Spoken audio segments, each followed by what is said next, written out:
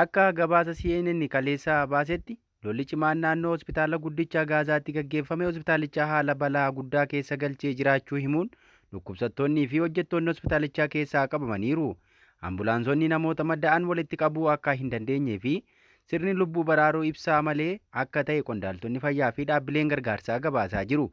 Akka Meediisin Saansii Firoonteers dooktoronni daangaa maleeyyii Dooktorsi Wiizaawut Boorder jedhamuun beekamanitti boombiin yeroo hunda darbatamuu namoota baqachuu dhorkuu fi imala ambulaansiidhaaf baay'ee balaa taasiseera. Naannoo hospitaalichaatti haalli hamaan jiraachuu dhaabbatichi caqaseera. Gaazexeessaan bilisaa tokko CNN'tti akka himetti haalli kun hamaadha. Ogeeyyiin fayyaa ibsaa dungoon hojjetu. Nyaanni tilmaamaan ramadamaa jira. Qabeenyi biroos hir'achaa dhufeera jechuun haalicha ibseera. Lola cimaa naannoo sanatti gaggeeffamaa jiru gidduutti hospitaalichi tajaajila ala erga ta'ee booda daa'imman reefuu dhalatan 3 du'uu isaanii ministeerri fayyaa Hamaasiin to'atamuu kan ibse yoo ta'u, hospitaalichi gama arfaniin humnoota Israa'eliin guutummaan guutuutti marfamee jira jedhan. Waraanni Israa'el gama isaatiin naannoo hospitaalichaatti Hamaas irratti lola cimaa itti fufanii jiraachuu CNN'tti himuun garuu wiirtuu yaalaa kaaba Gaazaa irratti dhukaasa banuu kan haalu yoo ta'u, yaada hospitaalichi marfamuu isaa ibsus kuffiseera. Israa'el hooggantoota hospitaalaa waliin wal quunnamtii akka qabduu fi namoonni akka baqataniifis gargaarsa dhiyeessiteetti jedhan.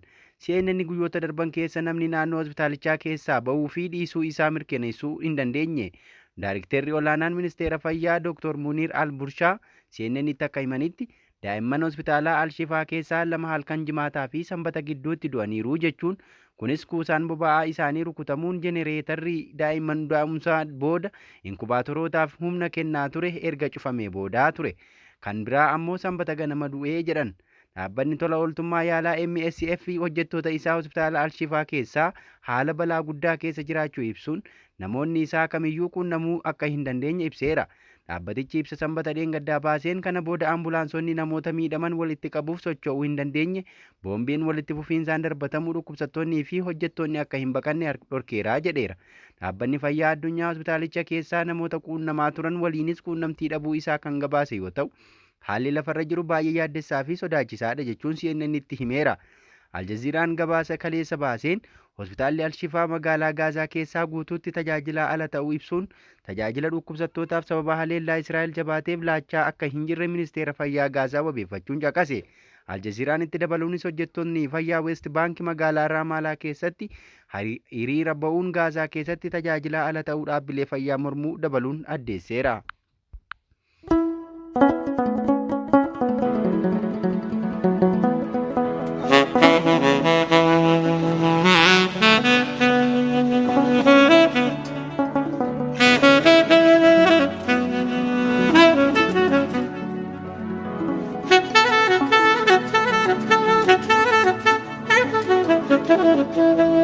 Manni murtii waraana Yuugaandaa qondaaltota waraanaa 2 kan caamsaa darbe Somaaliyaa buufata waraanaa gamtaa Afrikaa irratti yeroo hidhattoonni Al-Shabaab haleellaa raawwatan sodaatanii baqatan jedhamuun hojiirraa akka ari'aman itti murteesse.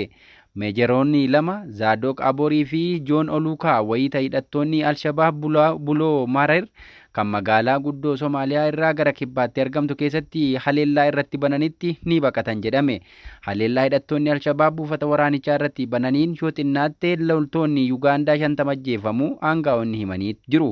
Loltoonni Yuugaandaa haaluma qaamaa humnoota gamtaa Afrikaatti hidhattoota Al-Shabaab kan garee Al-Qaayidaa waliin hidhata qabu waraanuuf mootummaa Somaaliyaa gargaaraa biyyattiitti bobbaafaman. Haleellaan hidhattootaa kanneen buufata waraanaa buloo Maarer irratti raawwatan kunis kan ergaa gareen humna gamtaa Afrikaa bara darbe Al-Shabaab irratti haleellaa haaraa eegalee as haleellaa isa cimaadha jedhameera. Pirezidaantii Yuugaandaa Yuweerii Museeveniin deebii waraanni isaa haleellaa isaan mudate ture sanaaf kennaniin qeeqaniiru. Manni murtii waraanaa Yuugaandaa Moqaadishoo keessatti argamu qondaaltonni waraanaa kunneen waa'ee haleellaa irratti raawwatamuuf ture ilaalchisee akeekkachiifni kennamuufilleen garuu tarkaanfii ittisaa akka hin fudhanne dhaga'e. Yeroo hidhattoonni Al-Shabaab buufaticha irratti haleellaa raawwatanittis loltoota isaanii walitti qabuu dadhabuudhaan gara buufata gara biraatti baqatan. Kanaan walqabatees qondaaltonni lamaanuu waraanicha keessaa ari'atamaniiru. Akkasumas qondaaltonni waraanaa gara biraa 4 ammoo meeshaa waraanaa ittisuu dadhabuu isaaniitti balleessaan itti murtaa'eera. Humnootiin gamtaa Afrikaa 19,000 kanneen bara 2007tti Somaaliyaatti bobbaafamanis Alshabaab magaalota hedduu keessaa akka bahaniif gochuu irratti deeggaraniiru. Itti gaafatamummaa nageenya humnoota mootummaa Somaaliyaatti dabarsuun biyyattii keessaa bahuudhaaf gara bara dhufutti karoorfameera. Haa ta'u malee ammatti haleellaan Alshabaab irratti gaggeeffamu dhaabbatulleen garichi garuu kutaalee baadiyyaa biyyattii hedduu to'atee akka jiru gabaasaaleen argaman ni ifoomsu.